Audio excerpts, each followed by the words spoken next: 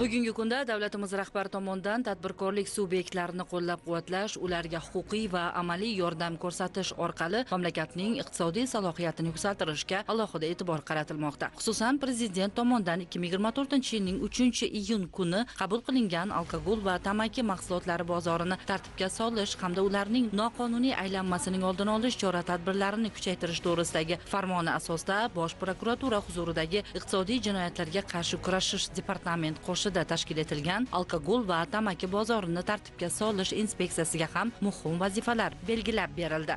Ayni kunda alkogol va tamaki sohasini tartibga solish borasida qabul qilingan farmon va qarorlarning mazmun mohiyatini tadbirkorlik subyektlariga yetkazish hamda belgilangan vazifalarni amalga oshirish maqsadida departament organlari bilan hamkorlikda inspeksiya tomonidan ishlab chiqaruvchilarga huquqiy va amaliy yordam ko'rsatish, sohada yashirin iqtisodiyotni oldini olish borasida targ'ibot tadbirlari hamda sayyor uchrashuvlar tashkil etilmoqda. Toshkent shahrida joylashgan alkogol mahsulotlari ishlab chiqaruvchi korxonada o'tkazilgan uchrashuvda ham asosiy e'tibor litsenziya talab va shartlariga ko'ra ishlab chiqarish quvvatlarini bajarilishi, sohada zamonaviy texnologiyalardan unumli foydalanishning samaradorligiga e'tibor qaratildi. Bugungi kunda sohada 12694 ta subyektlar faoliyat olib bormoqda. Bularning 2 tasi tamaki, 6 tasi spirt, 53 tasi alkogol mahsulotlari ishlab chiqaradi. 345 ta korxona ulgurji, 12288 ta korxona chakana savdo bilan shug'ullanadi. Sohaga yangi axborot texnologiyalarining joriy etilishi natijasida tarmoqdagi barcha subyektlar xatlovdan o'tkazilib, ularning elektron reyestri shakllantirildi. Jami 29 ta korxonalarda tekshirishlar o'tkazildi. Belgilangan talablarga rioya etmagan 21 ta korxonalarga nisbatan 8 milliard so'm moliyaviy jarima qo'llanildi. Inspeksiyaning asosiy strategik maqsadi sohada qonuniylik, shaffoflik va samarali davlat nazoratini ta'minlashdan iborat. Kelgusida tadbirkorlarga huquqiy va amaliy yordam ko'rsatish orqali yashirin iqtisodiyotni qisqartirishda yangi raqamli boshqaruv texnologiyalari hamda sun'iy intellektni amaliyotga keng joriy etishga asosiy e'tibor qaratilgan. Sohani rivojlantirish va tartibga solish maqsadida inspeksiya tashabbusi asosida 3 ta qaror qabul qilindi. 3 ta qonun hamda 16 ta qarorlarga o'zgartish va qo'shimchalar kiritildi. Ishlab chiqarishda xalqaro standartlarni joriy qilish maqsadida 5 ta yangi standart ishlab chiqildi. Yangi mahsulot ishlab chiqarish bo'yicha 729 ta texnologik yo'riqnoma tasdiqlandi. Litsenziyalashga oid 267 ta murojaatlar ko'rib chiqildi. Mazkur korxonada olib borilgan o'rganish jarayonida ishlab chiqarish faoliyati, texnik va texnologik talablar ijrosi, sanitariya gigiyena qoidalariga rioya etilish holatlari hamda ishchi xodimlarga yaratilgan sharoitlar yaqindan o'rganildi. Ishlab chiqarilgan mahsulotlar hajmi to'g'risida axborot beruvchi elektron hisoblagichlarning muhrlari hamda video kuzatuv jarayonlari bilan ham tanishildi.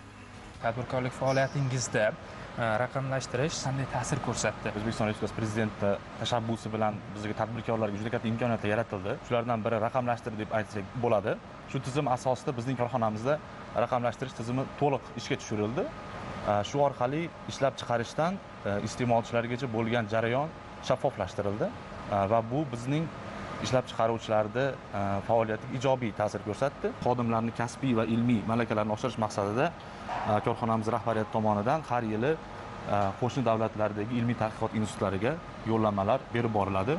Bu biz kabi o'sib kelayotgan yosh avlodga hamda korxonamiz malakali ishchilariga juda katta yordam bo'ladi. Bizning korxona mahsulotlari 2021-yildan boshlab Rossiya Federatsiyasiga eksport qildik. Undan keyin Janubiy Koreya mamlakatiga hamda bu yil Gruziya davlatiga eksport hajmini oshirdik.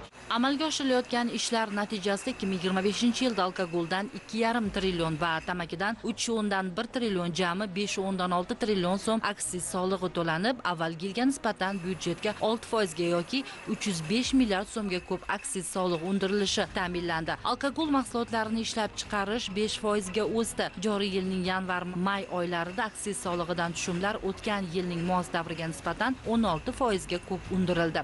Tamaki mahsulotlari xufiyona aylanmasi esa 2024-yilda 19,6% dan 11,1% ga tushirilgan bo'lsa, 2025-yil yakunlariga ko'ra 7% ga qadar qisqarishiga erishildi. Tadbirkorlar faoliyatiga bu kabi huquqiy baho berilishi esa ayni yo'nalishdagi ishlab chiqaruvchilarning songa emas, sifatga e'tibor qaratishi, o'z navbatida yangi ish o'rinlari yaratish, yangi bozorlarga chiqish imkonini ancha oshirdi. Mazkur korxonada ham mahsulot hajmini oshirish barobarida yangi ish o'rinlari yaratilmoqda. Bu esa hudud aholisi uchun ham ancha manfaatli. Biz bu yerda 5 yildan beri faoliyat yuritamiz. Bu yerda har xil sharoitlar hammasi yaxshi, uyimizga yaqin, hamma sharoitlari bor. Mahsulotlarni yorlig'ini yopishtirishda o'zim nazorat qilaman. Uyimizning atrofida shunaqa korxonalar ochilgani bizga yoshlarga juda ham yaxshi imkoniyatlar bo'ldi.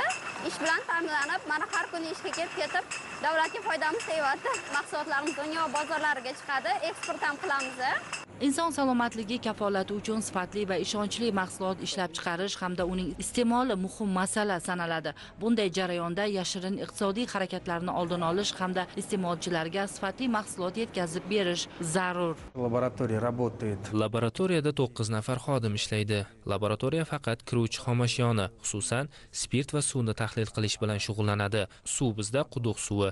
Shuningdek, operatsion nazorat sifati yarim tayyor mahsulotlarni tahlili ham o'tkaziladi. Bu turli xil xushbo'y spirtlar, damlamalar, sirop va shu kabi mahsulotlarga tegishlidir. Shunga mos ravishda tayyor mahsulotlar bosqichida to'liq yakuniy tahlil o'tkaziladi. Bu qabul qilish va topshirish sinovi deb ataladi va u O'zbekiston Respublikasining normativ hujjatlari, standartlari va texnik hujjatlari bilan tartibga solinadi. Demak, barcha tayyor mahsulotlar to'liq sifat nazoratidan o'tadi va mamlakatimizdagi ushbu turdagi mahsulotlarga qo'yiladigan barcha normativ talablarga javob beradi. Ayni paytda sohada sog'lom raqobat muhitini rivojlantirish maqsadida raqamlashtirish, GPS axborot tizimlari hamda ISAT axborot tizimi orqali integratsiyani amaliyotga joriy etilishi iste'molchiga qonuniy va sifatli kafolatlangan mahsulotlarni sotib olishda, inson hayoti va salomatligini muhofaza qilishda, jamoat nazorati va iste'molchilar huquqlarini himoya qilishda muhim ahamiyat kasb etadi. Bu esa yashirin iqtisodiy faoliyatni oldini olish, biznesda daromadlarning o'sishi, jarayonlarni optimallashtirish va xarajatlarni kamaytirish, ta'minot zanjiri bo'ylab mahsulotlarning harakatlanishi to'g'risidagi ma'lumotlarga kirishga imkon yaratadi. Inspeksiya tomonidan mazkur yo'nalishdagi targ'ibot tadbirlari respublikamizning barcha hududlarida muntazam davom ettirilmoqda.